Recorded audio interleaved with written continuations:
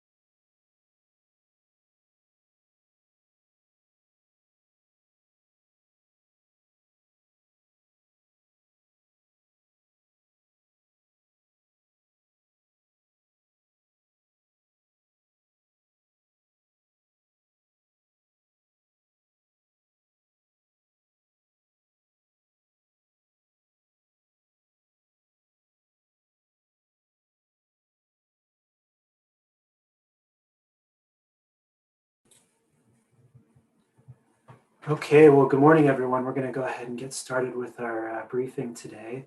Thanks so much for joining us for our briefing on policy insights from electric vehicle markets in the Northeast and California. My name is Mike Centetos. I'm the Policy Director for the National Center for Sustainable Transportation, and I'll be moderating the briefing today. Before we begin, I'll just say a few words about who we are. Maybe we can go to the next slide there, Christina. The National Center for Sustainable Transportation is part of the University Transportation Centers program administered by the U.S. Department of Transportation. Our focus is on advancing environmentally sustainable transportation through cutting-edge research, direct policy engagement, and education of our future leaders.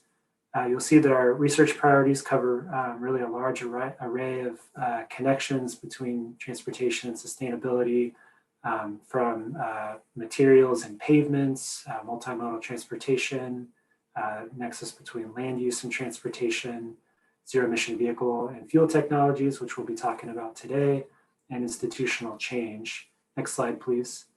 We're a consortium of 6 universities from around the country led by UC Davis. You can see our other members of our consortium on the map there. And we'd certainly invite you to sign up for our mailing list at ncst.ucdavis.edu to get notifications about our upcoming webinars and current research. So today's briefing is going to last 1 hour. We'll reserve the last portion for Q&A. There's a Q&A button down at the bottom of the Zoom webinar platform that you should feel free to use to type in your questions at any time, and we'll do our best to get to all of them.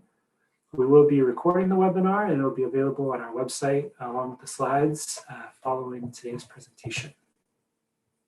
So with that, let's set the stage for the presentation today. As you know, the transportation sector accounts for the largest portion of greenhouse gas emissions in the United States. There's an urgent need to reduce not only greenhouse gases, but also the accompanying local air pollutants that have serious public health impacts. And this is going to require really big changes to our transportation system, finding ways to move people more efficiently, providing better alternatives to driving. But it's also going to be critically important to reduce the impacts of the driving we do by switching to technologies like electric vehicles. So turning over the entire US fleet to a new technology is obviously a big undertaking. And there are proposals in Congress to do that very rapidly right now. So the question is, what will it take to accomplish that? So we're going to hear some lessons learned today from 2 different parts of the country that I think will give us a better idea of where we're at and what barriers remain. So we'll first be hearing about California, which leads the nation in electric vehicle adoption. It has a goal of 100% zero-emission vehicle sales by 2035. And then we'll hear about Vermont and the surrounding states in the Northeast, which are also encouraging electric vehicle adoption, but have some unique challenges that we'll get into a little more. So our first speaker will be Dr. Gil Tall. Gil's the director of the UC Davis Plug-in Hybrid and Electric Vehicle Research Center at the Institute of Transportation Studies. Gil will first give us some national context before sharing his team's work studying the California market. And then we're going to hear from Dr. Greg Rowengold, who's the director of University of Vermont's Transportation Research Center. And he's going to be sharing some of his early findings working in the Northeast. So with that, Gil, I will turn it over to you to kick us off. Great, thank you, Mike. Thank you for setting the stage. Few slides just as a background slides that we always start with, just to make sure that we all on the same page. And transportation is the largest sources of greenhouse gases in most states and around the world. And this is kind of step one. It's not just we have this slide showing, you know, the share of greenhouse gases, but it's not just greenhouse gases. Transportation is responsible for a lot of our local pollution and other pollution, and we are trying to clean our transportation system. Today we will focus mostly on light-duty vehicles, but this is true for all sizes of vehicles. Next slide, please. So where we are. 10 years into the new type of new electric cars coming back to the market, we are still 1.8, 2% more or less of the US market is electric cars. And in California, it's about 8% in 2020. That's quite nice, but it's really far from where we need to be in order to meet our environmental goals. US total sales is about 1.8 million vehicles between 2011 and 2020. About half of them are in California. Now, the next slide, please. I think that's a great starting point, because between what Mike was giving us as a background and my background, we use a lot of acronyms, or we use a lot of terms that are kind of a big mix together. And let's kind of go under everything under electric vehicles. When a car company is saying we are doing only electric vehicles, when a state or a country is saying we are doing only electric vehicles starting in specific year, what do they talk about? So if we go to the left here, electric vehicles can be plug-in electric vehicles. Every car that have a plug and get energy from the wall to drive around. The first type of plug-in vehicles here on this list is the plug-in hybrid. So they have a plug, but they also have an engine. When they run out of battery, the engine kicks in and they drive around on gas. The second type is the pure EVs. And many people, when they said electric vehicles, that's what they mean. What we call BEV, battery electric vehicles, drive only on electricity and have no engine. But most of the car companies, when they say electric vehicles, they also count in hybrids, because that's a hybrid electric vehicle. But hybrid electric vehicle only use gas as energy source. And the battery is being used just for much more efficient driving. And the last type is fuel cell electric vehicles. Then the source of energy is hydrogen, and we have no engine. And the emissions are, the tailpipe emissions are only water. All of them are part of what usually we call ZEV, zero emission vehicles, even so, not all of them, sorry. The plug-in hybrid, the full electric BEVs, and the fuel cells are part of the ZEV, zero emission vehicles. That it's more a term for the California legislation. And as you see, it's dashed on the way to plug-in hybrids because they may drop out of the ZEV sometime in the future. And if we talk globally, NEV, new energy vehicles in China, is very similar to what ZEV is in California. And it's all under electric vehicles. Sorry. Next slide, please. So 2020 was a weird year for all of us.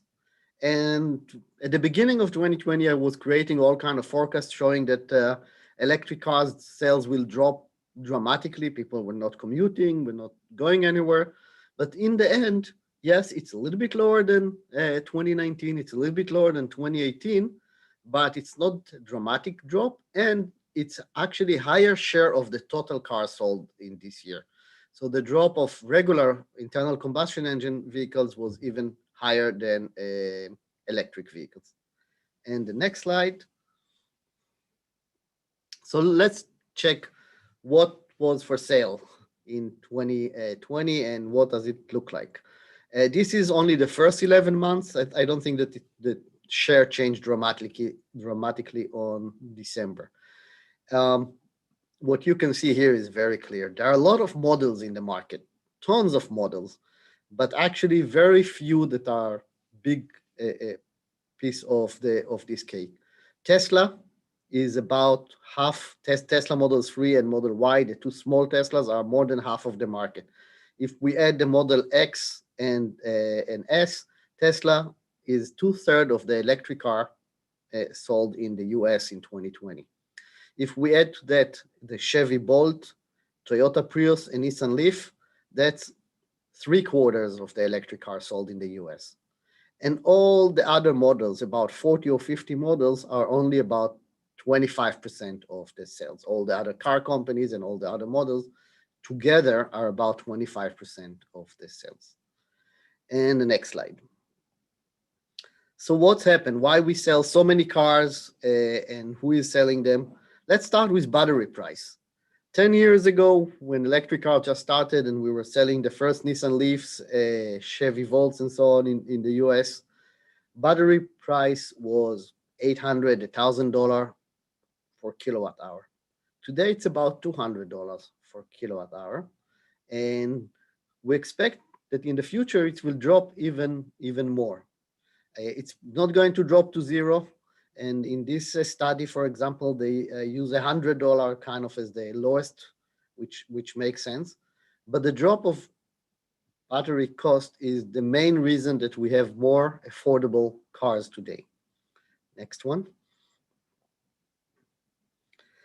And what does it mean for the future? This is a great slide that is going to come on a paper that Muratori and others, and a good group of researchers, because I'm one of them, are putting together, that show all the different forecasts for the size of electric vehicle market in the US in different years.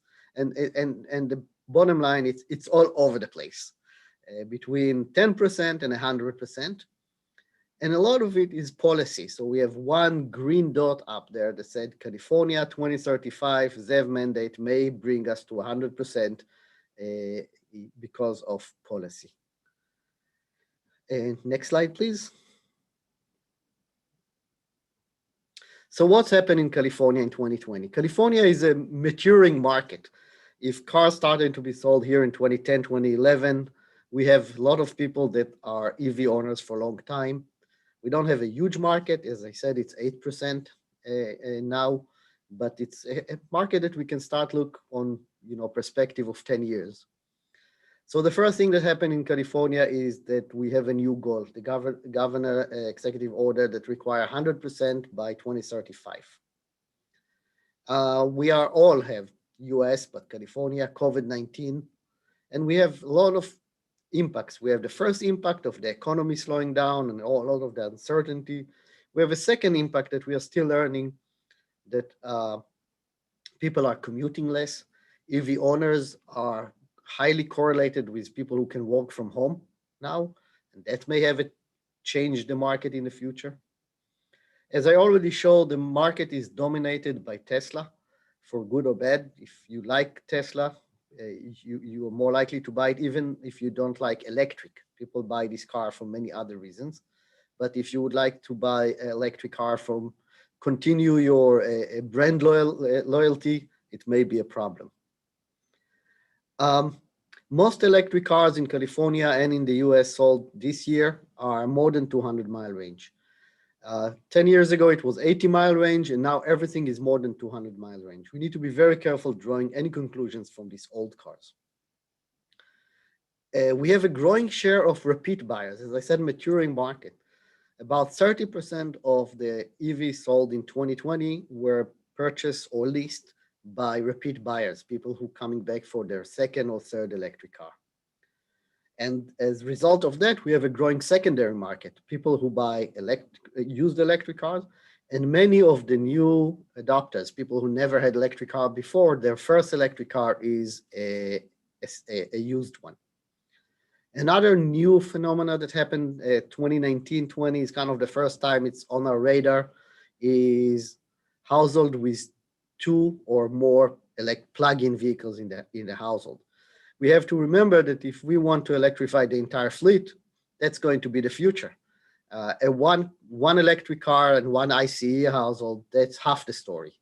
And we will have to move to a full electrification. And we're already starting to see households like that in California. Next slide, please.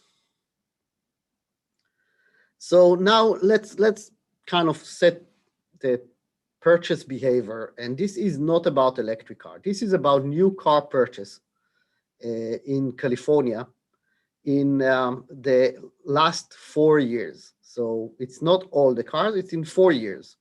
And in 4 years in California, out of all the households who own electric car, about half of them did not purchase any new car.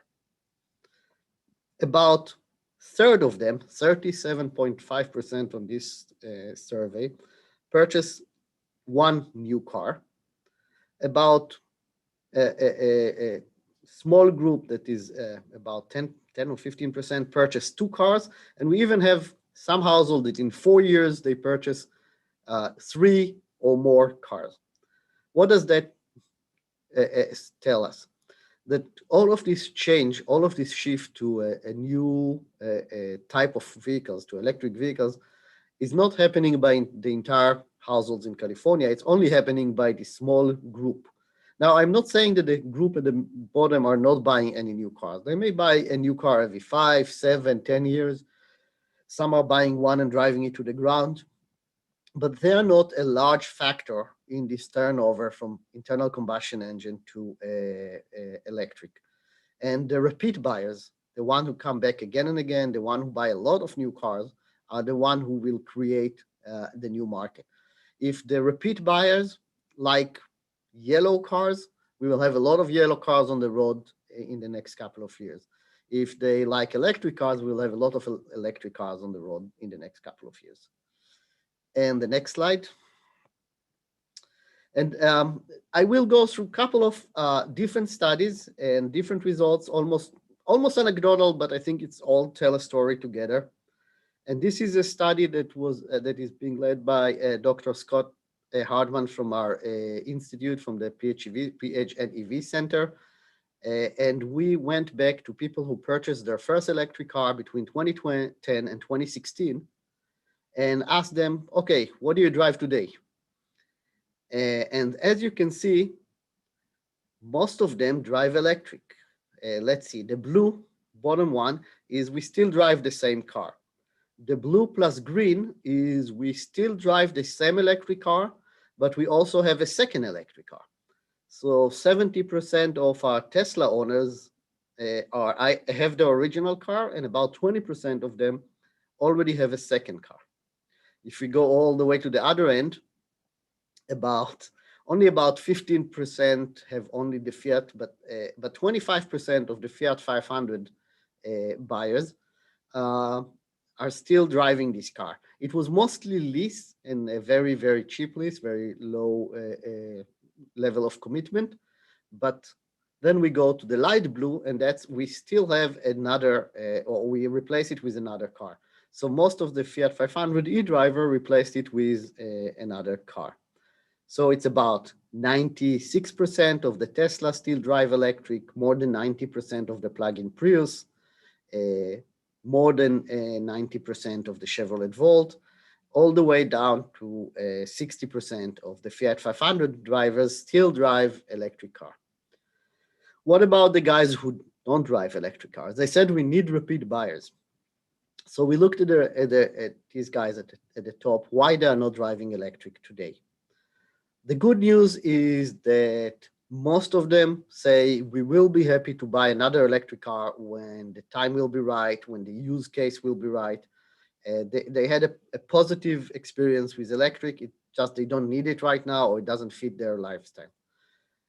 One of the important factors was not having a comfortable home charging.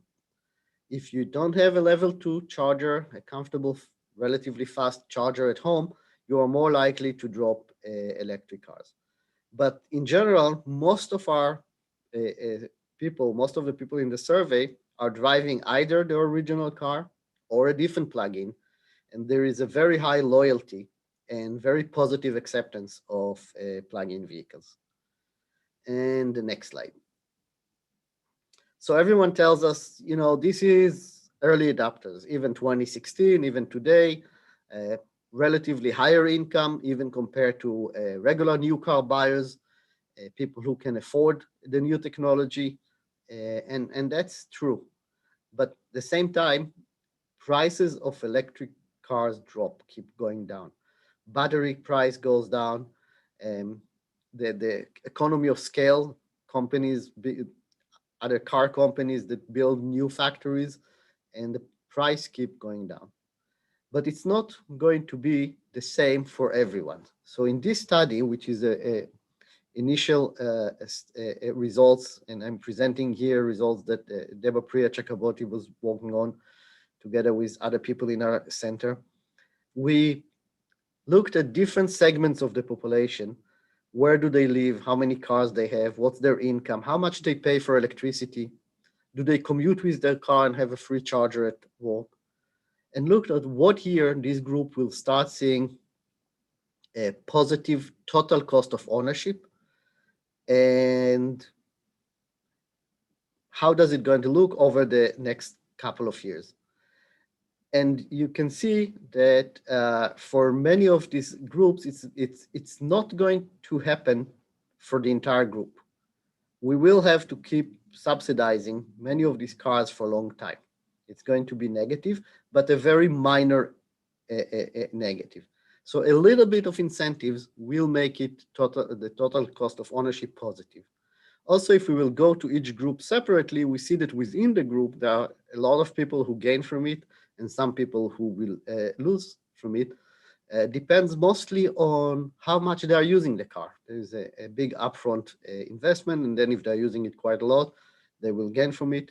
If they have low cost electricity, if they own their house, if they have solar, they will gain from it. If they have a very expensive electricity, it's going to cost them more. This one line at the top, just to save the questions, this is almost an outlier. So we talk quite a lot about MUDs in our research, multi-unit dwelling, people who live in apartments. And I would think multi-unit dwellings are a problem. But we learned recently that multi-unit dwelling rentals who make more, a household who make more than $200,000 and own a Tesla usually have no problem installing a charger, or the housing complex install a charger for them. And they usually have a very good total cost of ownership. But this is a tiny group. Most of the story is at the bottom. Now, why it's going down over the years? Because we're going and electrifying more cars that have lower benefit from electrification. Larger vehicles that are not being used for commute or have lower annual mileage. The second and third vehicle in the household, which is harder and more expensive to electrify and to charge, and so on. And the next slide, please. So let's talk a little bit about charging. Charging is a very important part of the story. And as I said, charging it at home is relatively simple. Most of the cars in the US park next to a plug, some kind of plug. And then the problem starts when we go to people who live in a multi-unit dwelling or to the second or third car in the household and so on. In this picture on the left, you see a Tesla who is just plugging in on a 120 volt plug, which is really hard if this driver needs to fill up the battery from 0 to 100. But just to cover the daily drive, it's probably doing the job. And if they need an extra bump, they can stop at the supercharger. Let's go to the next slide, please. So there are a lot of numbers. And instead of putting one study with one number that, as usual, are always wrong, I kind of combined things together that are not summing up to 100%, just keeping it safe for me. Home is the most important place for charging, both in the number of charging events and energy and capability and so on. Work, and when I'm saying work, I'm talking about while at work. It can be a public charger owned by the city or a charger owned by your employer and so on, but while at work is the second most important. Public fast chargers are the third, and they're important because they allow people that have home chargers or work chargers another bump They're important because they allow long trips, and they're important more and more because they allow TNC drivers, Uber and Lyft, fast charging and maximizing the revenue. The slow public chargers, the one that will get you 4 miles in the 20 minutes you're shopping at Target, is not very important for the total story, but is a nice backup option. And it also sells electric cars. And the next slide, please. So if we combine these stories together, we did a recent work, and Adam Davis from our center was leading, Dr. Adam Davis, this part. And that's how many chargers must be installed each year to replace California entire fleet, to get to 100% electric by 2045. And that 100% electric by 2045, it's about 27 million cars. That's a big number. And what we see here is that we will have to really ramp up our home charging installation. And in 2030, we will have to install about 350,000 chargers every year. So it will have an impact on the workforce, it will have an impact on the grid, and we need to get ready for it. Otherwise, that's going to be a barrier for EV adoption. The walk chargers can delay a little bit, because if people have a good home charger, they don't need so many walk chargers. But later on, we need more and more of them. And in our analysis, we get to almost 500,000 a year in 2030, in the late 2030s. Again, 500,000 a year. And then, of course, we need public chargers and fast chargers. And this is going to be a very fast change that we need to get ready for. And the next slide. So this is my my last slide, and I picked up 2 barriers. I didn't, there's many more, and there are probably 3 big stories, but on purpose I picked up 2 barriers. The first barrier is the supply of new electric vehicles in all price range and models and sizes. If we need to electrify our fleet fast and now, we need more vehicles for sale. And the question of chicken and egg, do we need the buyers to be ready to buy them, or we need more cars on the lots ready for sale? For me, it's very clear. You cannot sell a new product without stocking the shelves first. And if you will have the cars on the road, then you can also talk about incentives and so on. But the barrier is supply. And in order to improve supply, we need new standards, new CAFE standards, new ZEV mandate in California and the 177 states, or any other state that will be happy to adopt in LCFS and so on. Regulating the transportation network companies, the TNC, adding zero-emission zones in cities. And to all of that, we need to support it with purchase incentives and operating incentives. But without supply, we will not see the cars here. And we see how the market in Norway is 80% now. They have great incentives. They had great incentives for a long, long time, but the sales were slow. When the supply is here and the EU supply is growing, then Norway is on 80% market share. And the second barrier I would like to put in the spotlight is charging infrastructure, and starting with home. We all talk about these corridors and driving our electric car from the East Coast to the West Coast. That's important. It's important for selling cars, but the big push need to be home and walk, and then public locations. And we need to help in all of that. Another policy that will help for it is push for longer range electric cars.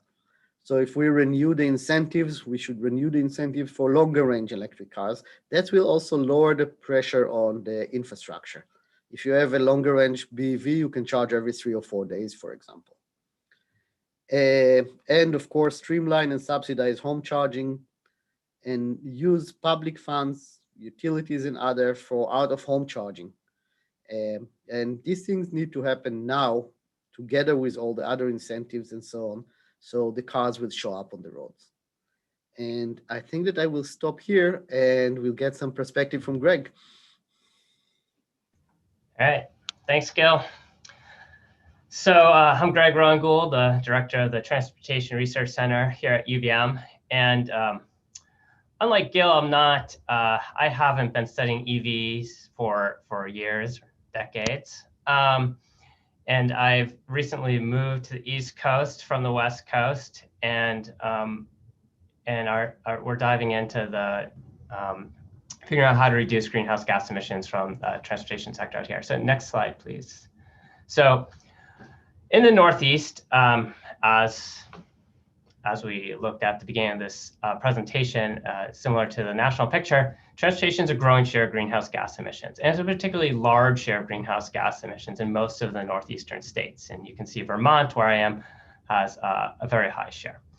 Next slide. But progress is being made. It's very uneven. So we have states, you can see New Hampshire in the middle there. Greenhouse gas emissions from the transportation sector have grown a lot since 1990. I'm using 1990 as a reference point because many of our greenhouse gas emission reduction goals in the Northeast reference 1990 as the base year, and we have goals to reduce emissions well below that level. You can see here in Vermont, our emissions have gone up and they're coming down. And, we sort of have things, it's very uneven. Maine has made good progress. And two things are going on. One is that states in the Northeast, or some of the states at least, are doing a pretty good job reducing greenhouse gas emissions in their other sectors. And so transportation is becoming a larger share of the overall emissions, but greenhouse gas emissions from the transportation sector are also just growing in absolute terms as well. So we have, sort of two things going on here. Next slide, please. And so for the reasons we've discussed already, EVs are expected to be an important pathway to deep GHG reductions in the Northeast. I think reducing travel demand, encouraging other modes of transportation, those are going to be important and necessary steps as well. But EVs seem to be the way to get the deep reductions we need to meet the aggressive greenhouse gas emission reduction goals that many of the states in the Northeast have.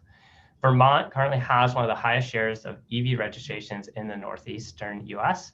I had this slide say it was the highest share, but now as it depends on what data source you look at. So,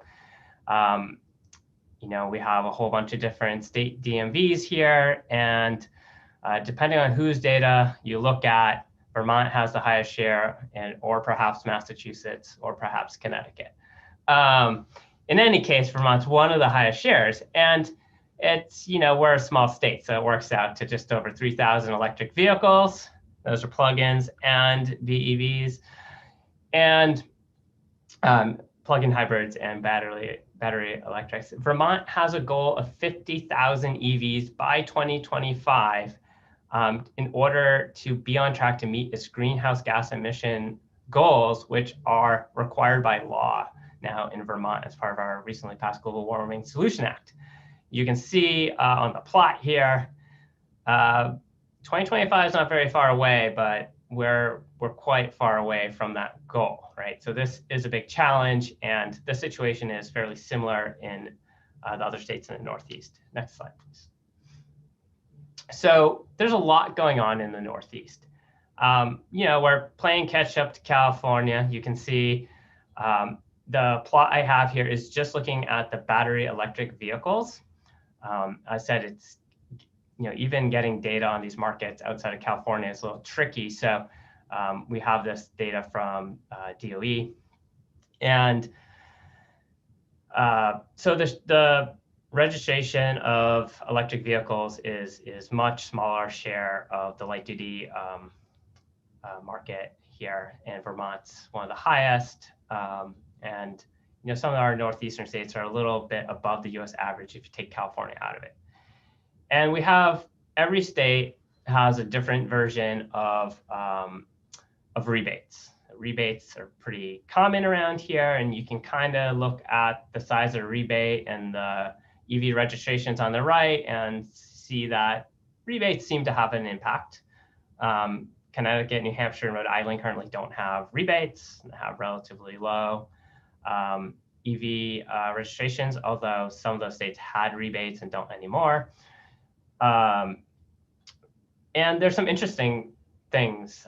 So Vermont has a new EV rebate program, and it has 2 levels for low-income households and medium-income households. And the vehicles themselves have to also be below $40,000 for the base model. So you can still get a Tesla, because technically the base MSRP is like $39,000 or something. And there are different size rebates for the different types of vehicles, battery electric or plug-in hybrid electric. Other states, such as Massachusetts, they have a smaller rebate, and there's no income limit. There's a different vehicle base price limit. And then you can look at New Jersey and New York. They have set up incentives or rebates that vary depending on the EV range, right? And there's nothing, there's not necessarily limits on the cost of the car, how much the household makes, but the incentive depends on the all-electric range. And then Maine has perhaps one of the most complex rebate schemes. And there is a limit on what the car can cost. There is a rebate available to anyone. And then there are special rebates for lower income households, including rebates for used electric vehicles. And Maine's rebates are quite generous for lower income households. So there's a lot going on. And next slide, please. And on top of all of that, utilities, there are a lot of different utilities in the Northeast, have their own rebates. So several of the Vermont utilities, public utilities, have rebates that you can layer on top of those state rebates. That's true in most of the states in the Northeast. So even some of the states that on the previous slide had no rebates, some of their utilities have rebates. Some of the utilities only have a rebate for a particular make and model of car.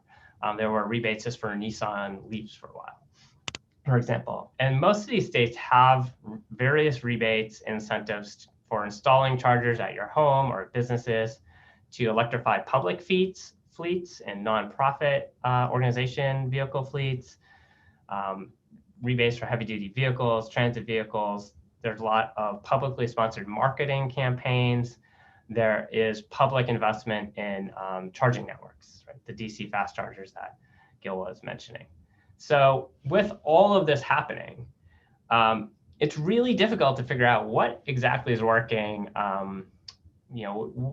Which of these things is having the largest impact, and what should those rebates be, and how should they be structured?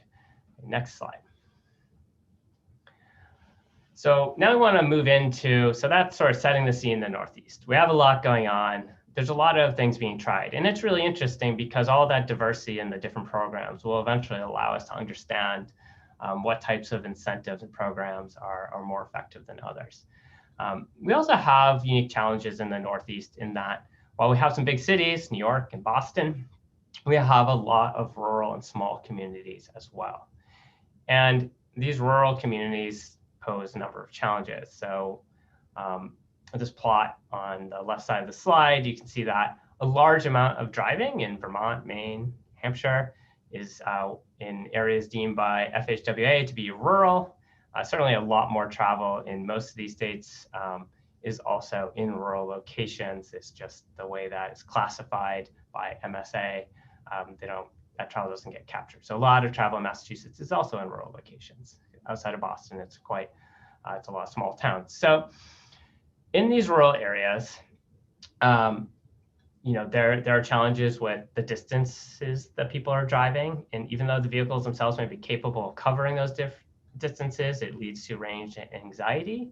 Rural communities are more auto-dependent to the extent that states in the Northeast are considering different climate policies that may increase the cost of traditional vehicles and fuels.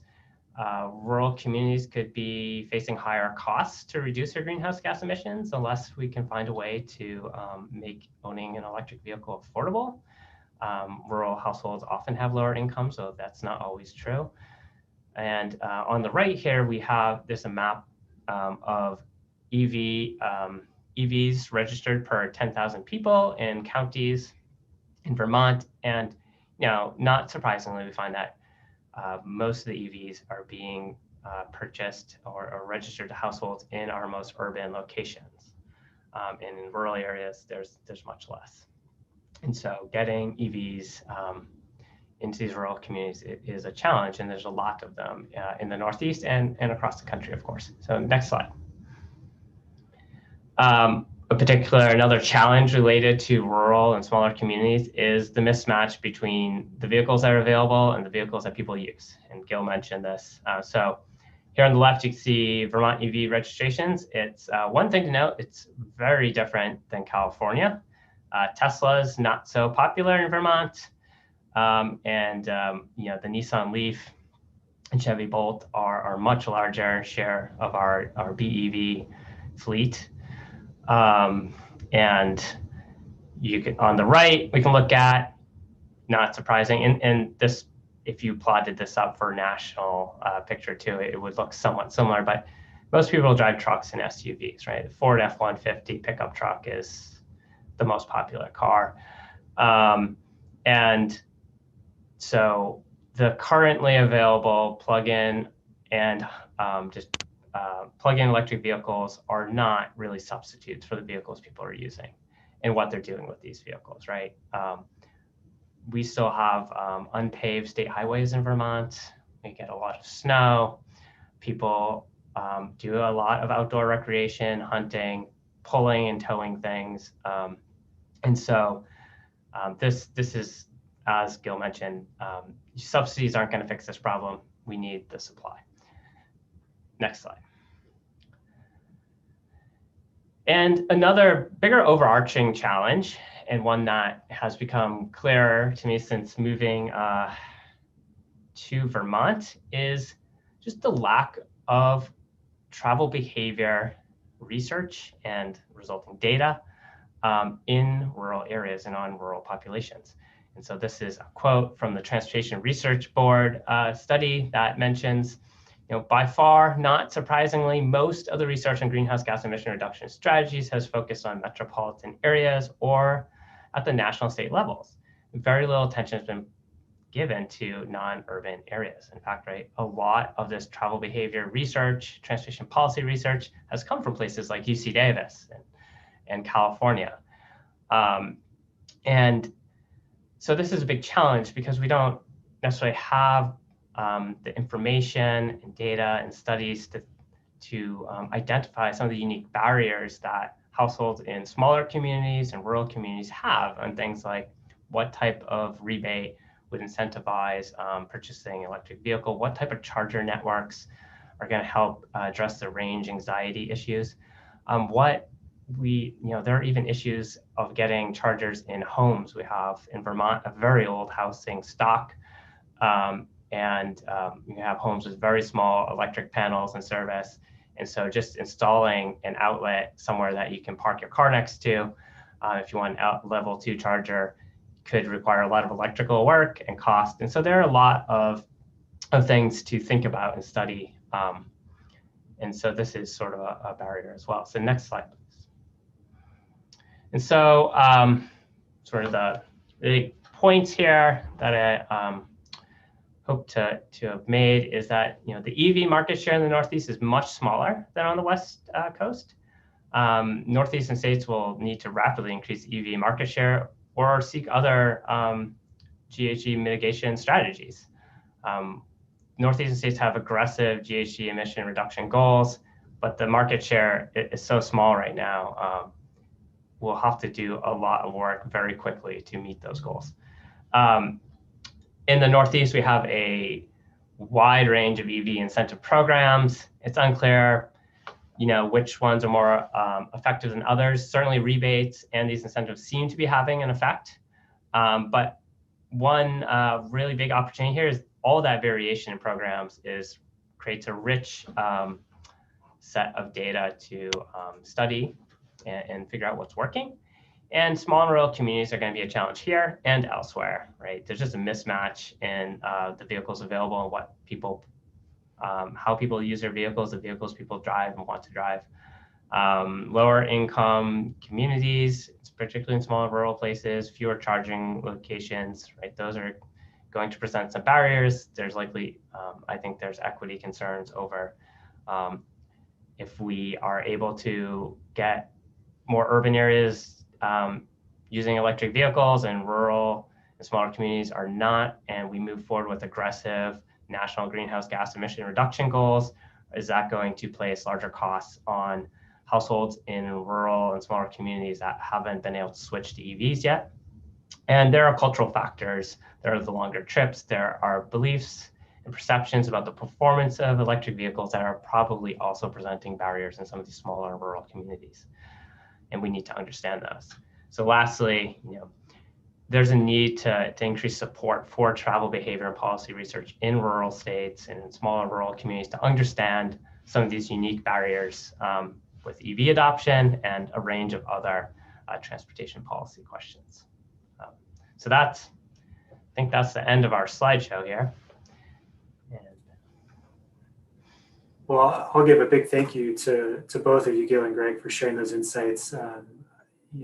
Certainly some key differences between California and the Northeast, but I was also struck by some of the similarities that you touched on. So we're going to transition to our question and answer session now. I'll remind folks you can submit your questions via the Q&A feature at the bottom of your screen. And I want to start with a question that I think does kind of draw upon maybe some similar themes that you both touched on. You both talked about the importance of the availability of different types of electric vehicles that are a better match for consumer preferences. And I'm curious, to what degree is that a factor? Is that up to the automakers? Are they moving at the pace they're moving at, or what are the levers that government has to influence that? And Gail, I think you touched on a couple of those policies, so maybe I can ask you to expand on that a little bit. Yeah, that's a great question that is behind just electric vehicles. In the US and globally, we have a shift to larger and larger vehicles. And small sedans are kind of a dying breed in the market. At the same time, it's much easier to electrify the small sedans, and that's where the market started, because in order to electrify a big SUV or a pickup truck, you will need much more batteries, which will be much more expensive, and then the total cost of ownership and ownership in general will be more expensive, and it will be harder to justify, especially when you use this car just the same as your small sedan to go to work and to buy milk most of the time.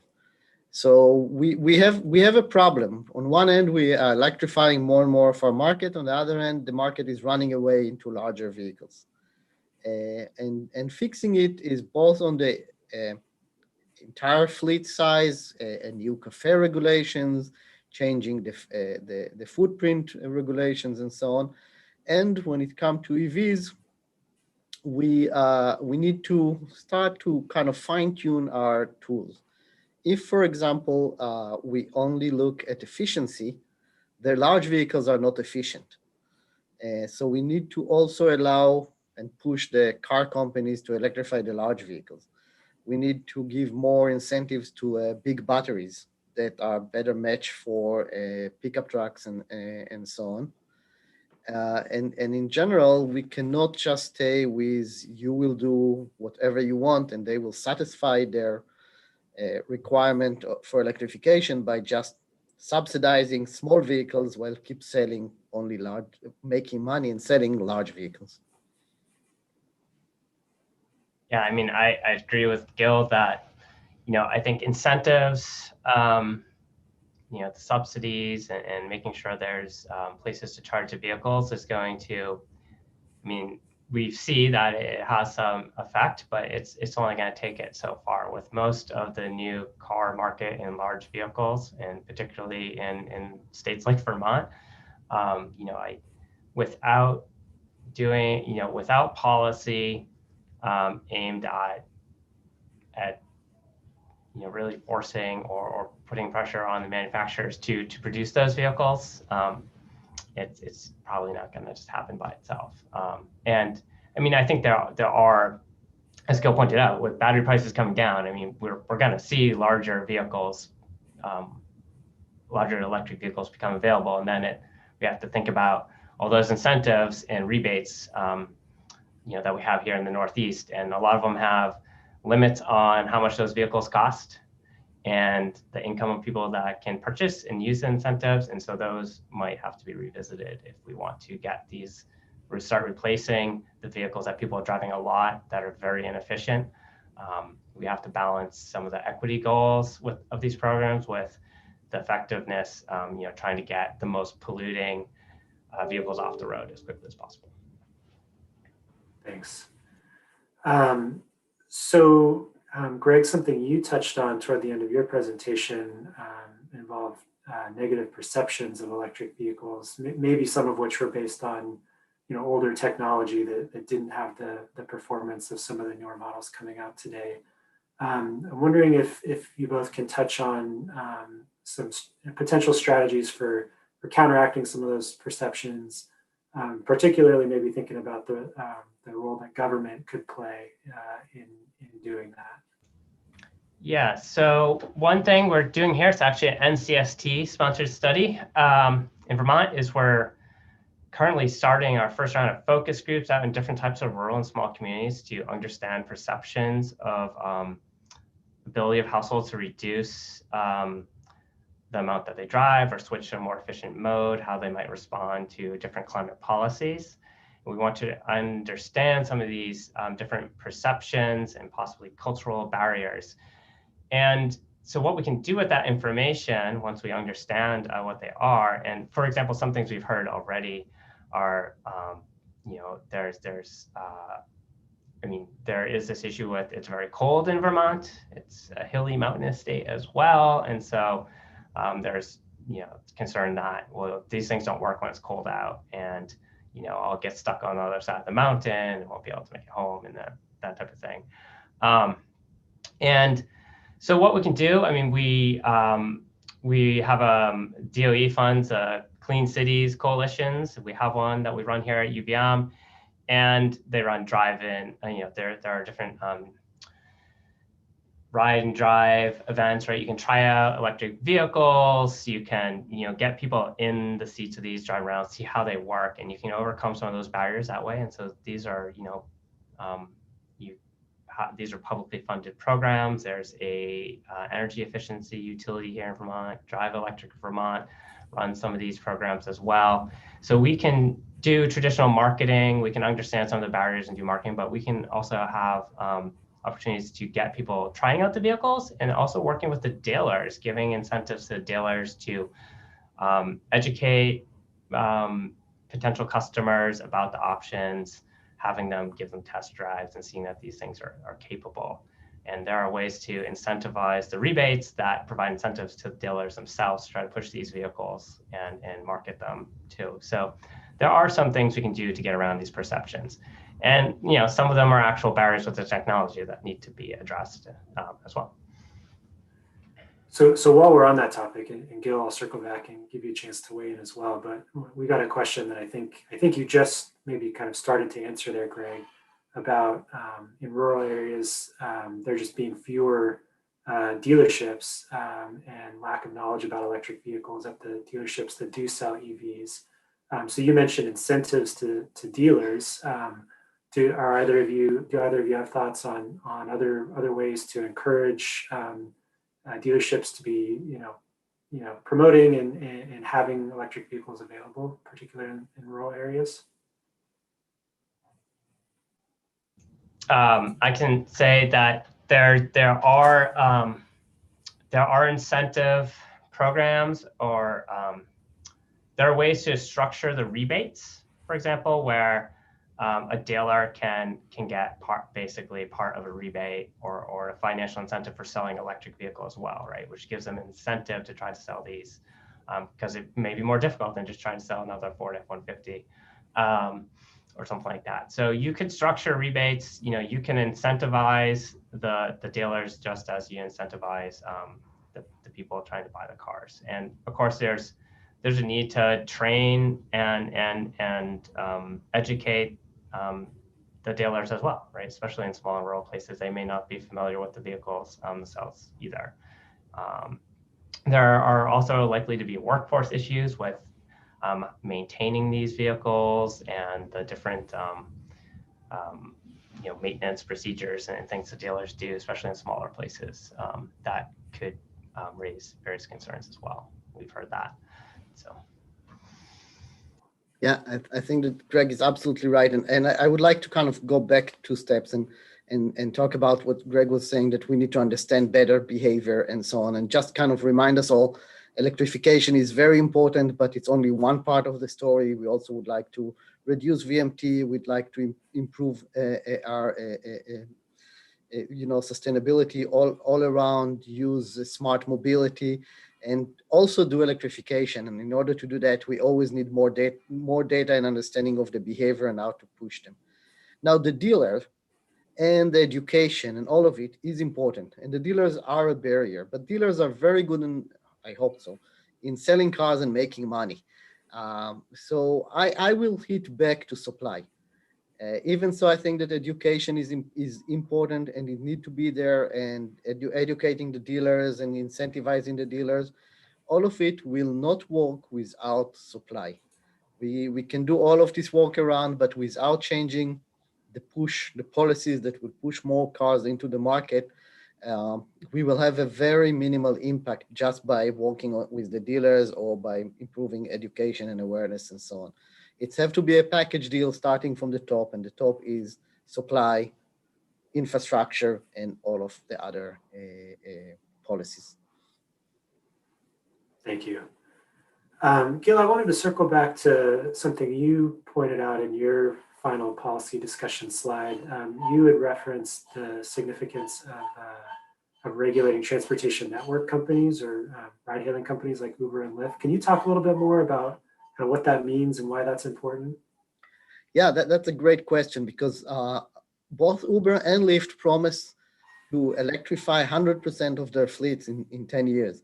And that will be great, that these cars that are being used much more than regular cars, they are doing many more miles a day, many more miles a year, will be clean. And that's a great promise for our TNC, for Uber and Lyft and other providers. But this is also harder because they're doing so many miles.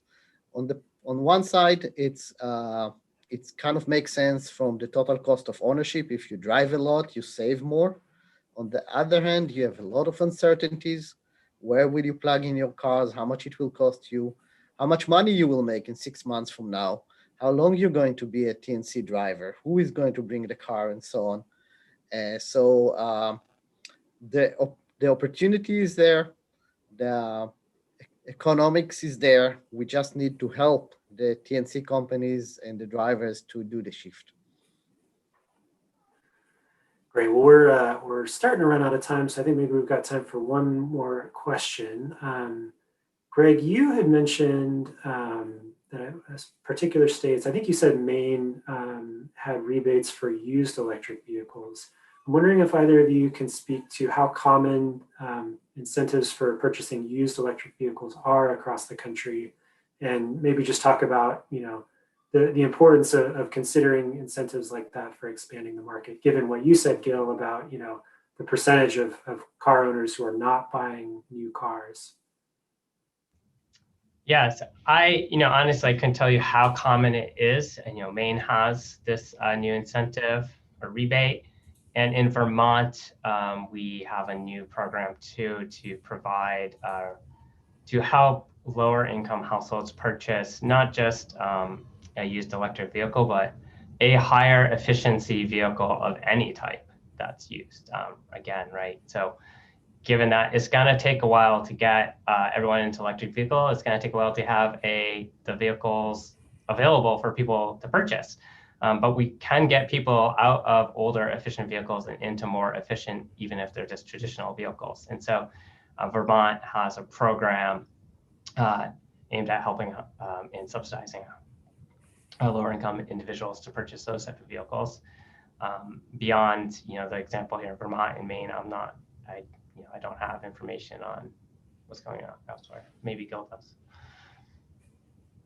Yeah, more and more states have this incentive, and I think that it's very important for equity reasons to help people who cannot purchase a new one to purchase a used one.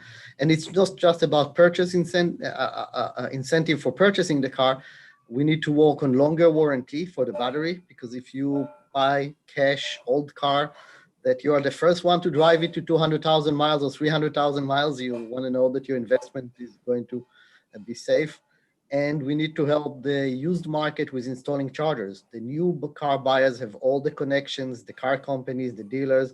The used car buyers are kind of alone, and we need to invest much more in helping them installing chargers at home and other places. Great. Well, thanks so much to both you, Gil, and you, Greg, for sharing all those insights. And thanks everyone for attending. I did just want to highlight for folks that to keep an eye out for a follow-up email that contains a quick survey. And I also put it in the chat a few minutes ago. We'd really appreciate getting your thoughts on today's presentation and what we might do differently for next time. And please feel free to follow up with any of us if you have further questions or want to talk about any of this, or you want to see some of the research behind today's presentation. And again, just thanks so much for joining. Hope you have a good rest of your day. Thanks, everybody.